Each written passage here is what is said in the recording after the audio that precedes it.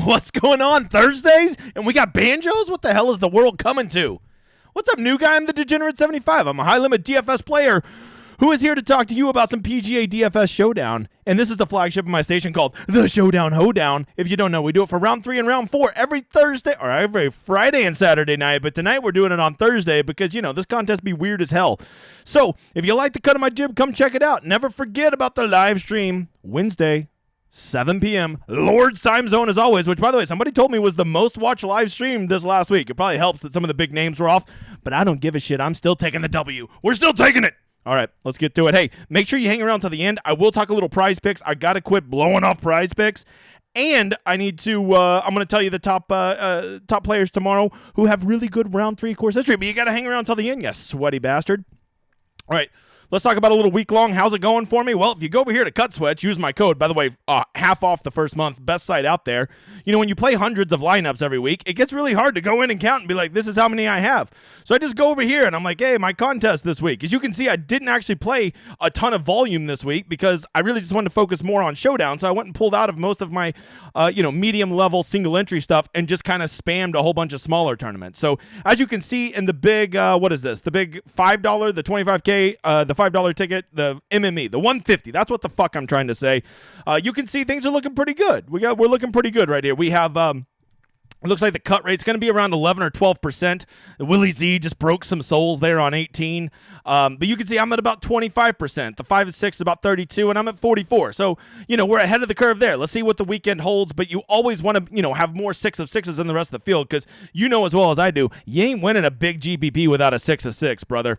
And then I can't wait tomorrow. If we have a good day tomorrow, then we'll start seeing the pay sweats, which we'll see, like, does our lineup have a real chance to win? Very cool stuff. Love Cut Sweats. Give it my highest recommendation. Go check it out. Use my code and get half off the first month. All right, let's talk about what the course did today. Well, what did the course do? If you don't know, the cut is definitely going to be even. I'm sorry. For all of you holding out for +1, it's been even for like an hour and a half, bro. You should have let Hope go a long time ago. The course, let's talk about how they played. The North course played 1.22 over, so, quite a 3-stroke difference from yesterday. But the South course also played about 3.5 strokes harder than it did yesterday. So in the end, trying to pick which wave did better, they both ended up relatively within about a quarter shot of each other. I went almost all guys that played South first and then North, right? And that's probably why I have a high 6 of 6 rate, because that wave did end up doing slightly better in the long run, but not enough to pat myself on the back and be like, I nailed the weather edge. But I think what we really want to take from this is the difference between what we saw in round 1 from the stadium course and the South course. I'm still on last week. Give me a break, all right? And what we saw today, because based on what we see with the weather tomorrow, it'll basically let us know how the course is going to play. And this is very important on selecting our players and also, doing some prop bets if that's your thing, right? So the course was brutal today, but let's face it, it was almost all the wind. It wasn't, the flags were in the same spot. They're playing the same course Thursday, Friday.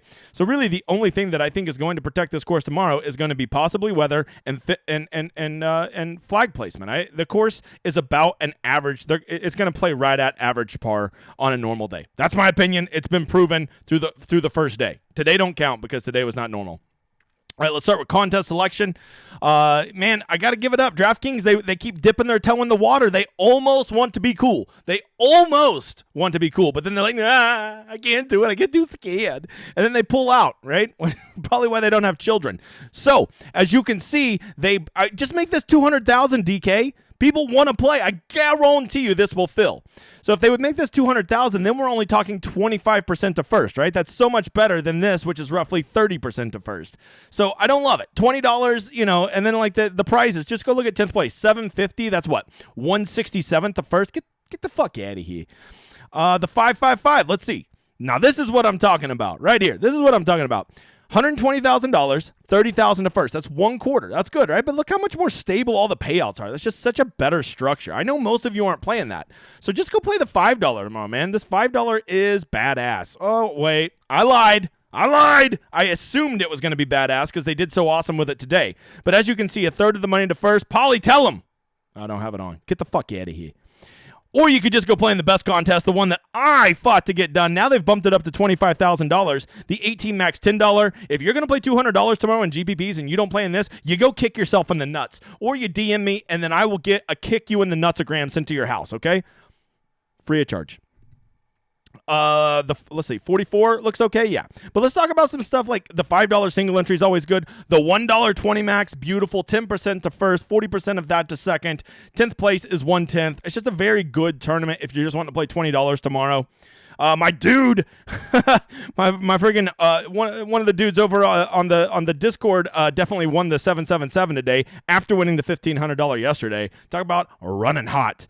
Just a lot of good contests, man. I will tell you this. I will definitely be getting back at cash tomorrow, right? I didn't play cash today. I went full bitch mode because I just decided that I was going to fade Justin Thomas today, right? Everybody's like, Justin Thomas going to play so good. Or he's not. Okay? You guys got to stop this, man. Like, he played so good yesterday and didn't putt. He'll be so good tomorrow. Or he won't. So I just decided, if we're gonna fade JT, which is a risky proposition at cash, we might as well just play all GPPs. So I ended up just going all GPPs today.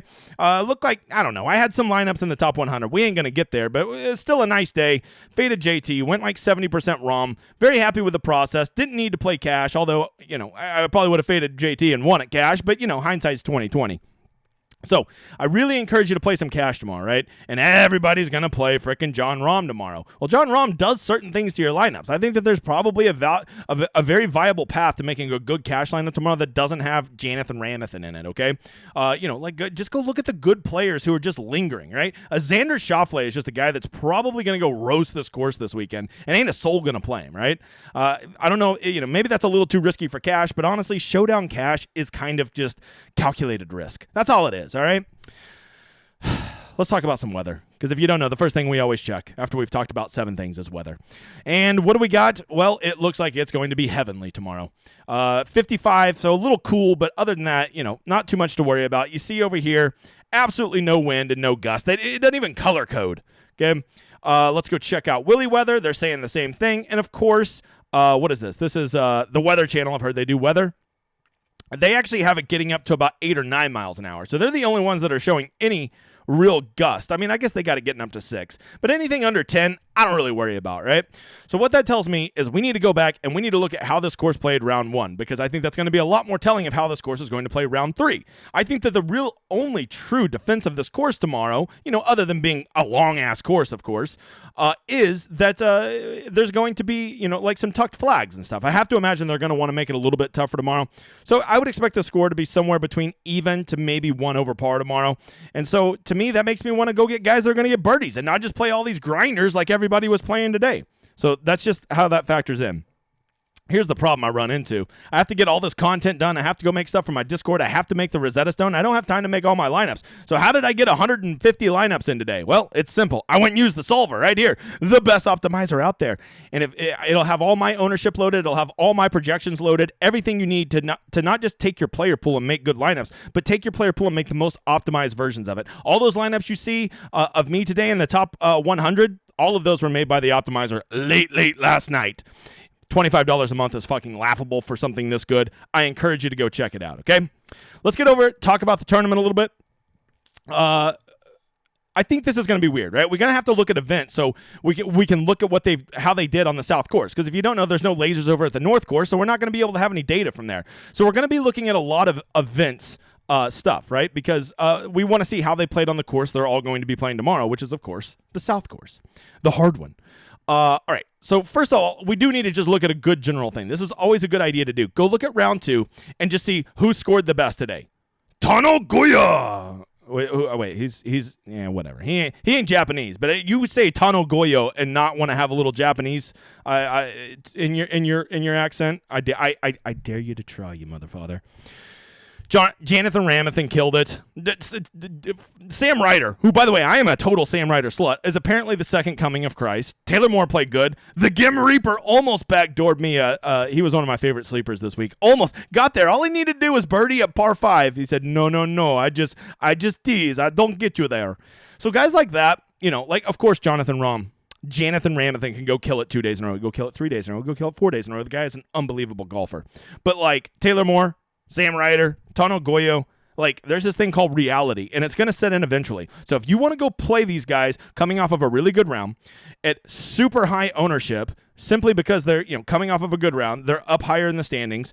And, you want to play an inferior golfer at high ownership, you go right on the fuck ahead. I think it's stupid as balls, but you do you, boo. What I want to do is I want to go sort by scores, and I want to scroll right down on here to even, and I want to see who made the cut. Who just eked in there? Because no one is going to play Michael Thompson, Scott Brown, Scott Piercy, Taylor Pendrith, Dylan Fratelli, Robbie Shelton.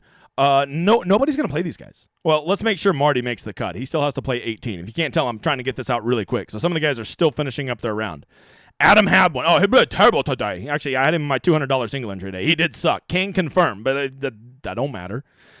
Nobody's going to play these guys. And you got to remember in Saturday Showdown, there's no position point, so who gives a shit where they start? Okay, the only thing you should consider Saturday when they start is if there's some type of weather edge, and we've already established there's not. I assume they're probably going to go off in 3s from 1 and 10 tomorrow, but maybe because there's no football to be up against, they'll put them off in 2s all day.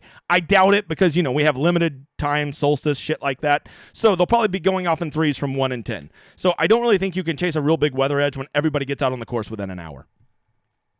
So from there, now I want to click over to event because this is going to show us how they played. Not necessarily today, but how they played the one round that they played at the South Course, right? So let's start there. And the first thing I'm going to notice is Colin Morikawa is an animal. I mean, his ball striking day was unbelievable. Like, he played so under control and could not make a putt. I will warn you, I'm not the only person that's going to see this stat. Okay, there's going to be a lot of people who see this. Colin Morikawa will be super chucked tomorrow, right? Everybody like, he'll be so good tomorrow. He could never do bad. Or he could. Okay, just remember, Justin Thomas, he's going to kill it tomorrow. I think he literally had the lowest score of anybody over 9K today. Horrific. And you played him at 50%. What are you doing? I mean, if you played him in cash, fine. But if you played him in GPPs, you're not playing the game, brother. All right, Max Homa, he looks incredible. And Max Homa at long, hard courses, I'm in. He actually didn't even, if you look at his stats today, you would think he would have scored even better. But shooting a -2 when the course is playing 4 over, you're going to look pretty incredible, right? So, that gets it done. By the way, I'm just searching by approach if you can't see here, right? Because if you don't know, approach is the single most important thing that leads to scoring and scoring opportunities at Showdown. I want to give a quick shout out to my dudes over here at Fantasy Golf Bag. That is Jason and Drew. They are really ahead of the curve on getting this strokes gained approach data up. They've really started putting some ideas out there that are like, that people aren't considering that I think is super important, right? Things like, what percentage of your shots are really good approach shots? Those ones that almost certainly lead to birdies, right? What percentage of your approach shots, was just one shot? Like when Xander got that albatross last Sunday, and everybody's like, "Oh, his approach, he picked up three strokes on approach." Well, he picked up like 2.5 in one shot. So was his approach really that great for the whole round, or was it one shot? That's the kind of stuff you can dive into over there. So I encourage you to go check it out. Fantasy Golf Bag. Drew and Jason do super great stuff over there. Easy to analyze. I encourage you to check it out. I'm definitely going to be using some of their stuff myself. From there, Robbie Shelton, if he makes the cut, he could be really interesting. Played the South Course great. Played like an asshole today. Can't confirm. He's in my he's in with some of my lineups. Justin Thomas. Okay, see, this is the problem. Justin Thomas played horrible today, but it's still showing his data from the day that he played the South Course where he was God himself, and then today he remembered he's Justin Thomas, and he can't put 2 good rounds together. By the way, the biggest bounce back play. Everybody, he screwed me. I'm never playing that guy. Okay. If you hold grudges at PGA DFS, let me just go ahead and tell you your future. I can see the future. You're a fucking loser and you're never going to win. There you go. I can see it. I can see the future. I am degenerate Damas. That didn't make that sense. It wasn't that good. Okay. From there, let's see. Other people. Mullinax looks pretty good. Just go look at these guys that really killed it on approach, right? Brendan Steele. I cannot believe he's playing so good. He played the South Course today. I was like, he'll suck. He didn't. Taylor Montgomery played the South Course great. Actually didn't even do that great at the North Course today. Yeah, Tony Finau's another one of those guys. Just snuck in on the number. He's down there at the very bottom. I could never play him. He sucks this week, man. You watch him putt, he could never do good. Or he could. I'm telling you, you got to get over this stupid way of thinking. He didn't play good yesterday. He can't play good tomorrow. That's just such a simple way of thinking, especially when Tony's underlying stats are really, really good. Yes, he putts like a fucking moron. I watch it too. I have him in my lineups too. But you know what? You can figure that out, okay? Sung Jae, bounce back city tomorrow. Keegan was pretty disappointing today, but this is what I'm looking at, right? I just want to see guys who had good approach on this course because that is the single most important thing. From there, I'm going to go look at some dudes that sucked around the greens, preferably people who made the cut, right? Like Garrett Higo made the cut and, shot a 4 over, right? Oh, I couldn't play him. That's horrible. But look, he did it almost all to himself at short game, which is just putting plus around the green, right? If you don't remember last Sunday, Garrett Higo was a guy that can win you a play. From there, other guys. Lonto Griffin made the cut. Horrific around the greens. Brendan Steele, incredible. Just incredible. If you're just, I don't think he can keep putting like that, but man, he shot a -2 on the hard course today, chipping like an asshole. Pretty impressive stuff. Okay, although if you haven't seen the interviews with him and Sam Ryder, I don't know why they keep interviewing those two together, but he is awkward as hell. He is a goofy nerd. All right, from there, let's see. Other guys. You got to make sure they made the cut, so that's kind of what we're looking for here. Ricky Fowler. And then the last one, off the tee. Did anybody kill themselves off the tee but still made the cut? Kevin Strillman's actually doing everything good except off the tee. And a lot of that, if you go look, you can see, we can't because this is his, I want to see round 1. So when he played this course, his off the tee, look, he lost 1.15 on this hole. And then, okay, so he kind of just sucked off the tee all day, right? But sometimes, and this is what I love to do, I love to go click on these guys and make sure that when they have a bad round off the tee, it wasn't just a single shot, right? Today, let's see, let's go find somebody else who made the cut. Trey Mullinax, killing himself off the tee, which, by the way, is actually a really good driver of the ball. So if I go look and I look at Trey Mullinax off the tee, let's see. 1.23. He only lost 1.86, so he lost 67% of all of his strokes in one tee shot today, in which he double bogeyed. So, that's what I'm talking about. I'm not freaking out about Trey Mullinax's off the tee numbers when he did almost all the damage on one hole. What I'm going to see is Trey Mullinax made the cut on the number. No one's going to be playing him, and his approach at the stadium course was sick. That's how you get on guys like that. That you just got to see through the numbers. Go click on their name and see if it was a one-shot thing or if they're consistently doing good. This is what I was talking about with Fantasy Golf Bag. It measures how many good approaches they have and not just simply did they hit a good shot or a bad shot, which manipulates all their numbers. Because in an 18-hole round, that small of a sample, one really good shot or one really bad shot completely distorts your numbers, okay? And so you got to go and dive in there and look at those numbers. And so Trey Mullinax is a guy that I'm not going to be afraid to play tomorrow because even though his off the tee looks horrible, I can go look at the stats and see it was one bad drive. And as a guy who plays golf, I've had one bad drive. Only one, but I had it. Okay, from there, I just want to remind you of one last thing. Go look at scores. Sam Ryder, Brendan Steele, Tono Goyo, Max Homa, they're all going to be mega chalk tomorrow, which is so funny to say because 3 of those guys fucking suck. So you're going to go play mega chalk tomorrow because they're in the lead and they're playing good. Well, let me go ahead and give you a counterpoint here. They all suck. And they're going to be nervous as hell tomorrow. Okay, these aren't guys that are used to being at the top of the leaderboard. Maybe Brendan Steele a little bit, but Goyo and Ryder, get out of here, right? If they're playing good, I'm going to play them. But you got to remember, Sam Ryder starts with the exact same amount of points tomorrow as Robbie Shelton. Well, yeah, Robbie Shelton made the cut. Let's go. All right, so there you go. That's what I'm saying. Robbie Shelton in a vacuum is 50%. 50% of the time, if you put Sam Ryder versus Robbie Shelton tomorrow, 50% of the time, Robbie Shelton will outscore him at DFS. Yet, Sam Ryder will be something like 10 times higher owned. Now, am I telling you to play Robbie Shelton? No. First of all, I don't give a shit who you play. Second of all, Robbie Shelton's just some random slapdick I'm pulling from down here that's roughly the same price as him, right? You could use any of these guys. Nick Hardy, Don Fratelli, Marty. Any of those guys would work, right?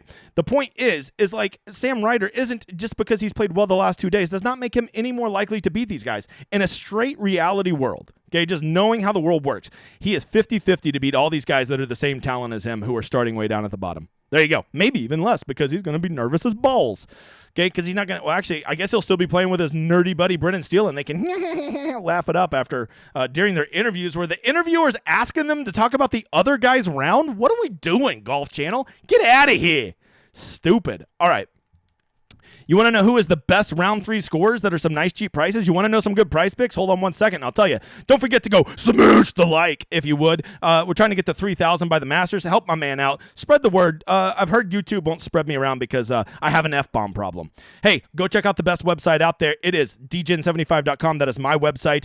It is growing unbelievably fast. I can't believe it. And I just want you to know there's 3 reasons why. A, There's no picks. I'm not going to be like, here's your top 6 picks this tonight. Okay, no, none of that. It's a great community. We're like a great community of people that cheer each other on, share information, root for each other. But most importantly, it has the best tool out there called the Rosetta Stone. And you can see it has all the information. You don't have 6 hours tonight to go look at all the stuff you need to make good round 3 lineups. How about I put it all in one place and color code it to give you an idea of what are the best plays, who are the best plays, and why they're the best plays. Even though I don't give you a single pick, you derive what you want from that. If you think some stats matter and some don't, well, ignore them and go focus on them. That's what the Rosetta Stone does. You can only get it one place. DGen75.com. All right, let's do those guys who are really good scores. If you want to see 4 guys who are fairly priced who are really good round 4 scores, Keegan Bradley. All right, round 3 scores. Brennan Steele. Are you kidding me? Am I going to play Brennan Steele tomorrow? Aaron Rye. I could never play him. He lost 6 shots today. Okay. And Sung J M. Bounce back God manana. Okay. Last thing for prize picks. Here's what I encourage you to do when it comes to prize picks tomorrow. I would bet that prize picks lost their ass today, right? And don't forget, Underdog does it. And Underdog actually a lot of times has better lines. So go check them out too. I ain't fucking partner with prize picks. I don't care who you play with. But I would tell you this. I think the course, I think good players, if you're getting them at or around par, right? If they're going to hang out some lazy-ass 71, 71.5s tomorrow, I think good players, especially good players on bounce-back rounds like a Sung Jae, a Xander, a Finau, people like that, I think they're going to smash those numbers. I think you're going to see a lot of -3 and -4s from those good players. So if they overreact to the weather today and how the course played, you go take advantage of that and you take unders on strokes and you take the overs on birdies because they lost their ass today by not giving the brutality of the South course enough respect. So now I think they'll probably swing back the other way. And I think because of that, you're probably going to catch them putting out some tentative lines. And if I see Finau at like a 71, I'm smashing the under. If I see Finau at 4.5 birdies, I'm smashing the over. Okay. That's what I'm doing. That is how you play it tomorrow. Be ready. Jump on it because those lines will move quick. So be hit and refresh and get on it as soon as it comes out. Last thing, go give me a follow on Twitter. Always feel free to send me a DM. I'll always get back to you in a timely and thoughtful manner. I don't play off. I'm not like a content creator that doesn't have time for you. I hope you've enjoyed this show. I will definitely see you tomorrow for round 4 showdown on a Friday. What the hell is my life? I got to go get the Rosetta Stone ready. Come check out my website. It's been real. I hope to see you again tomorrow. But most of all, hope you enjoy this outro.